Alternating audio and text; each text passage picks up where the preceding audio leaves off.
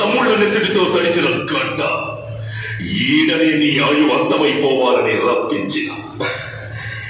కాశీకి పోయాడు, కాషాయం మనిషి అయిపోయాడు అనుకున్నారా? వారణాసిలో బతుకుతున్నాడు, తన వరుస మార్చుంటాడు అనుకున్నారా? అదే రక్తం, అదే పౌరుషం. సింహాసనం మీద కూర్చునే అర్హత అక్కడ ఆ ఇంద్రుడిది, ఇక్కడ ఈ ఇంద్రసేనుడు. వాడు రాడు, వస్తాడు.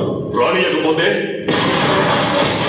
ముహూర్తానికి రాకపోతే ముక్కోడి దేవత సాక్షిగా మిమ్మల్ని ముక్కలు ముక్కలుగా నరికి వాడిని తీసుకుపోతా.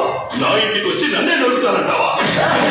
నీటికి కాదురా, ఈ ఆంధ్రప్రదేశ్ లో ఏ జిల్లాకైనా వస్తా, ఏ ఊరికైనా వస్తా, ఏ సండ్రిలో మనం వస్తా, ఏ గ్రామంతో మనం తొక్కుతా. నరకటం మొదలెట్టాక వాసం చూడదు.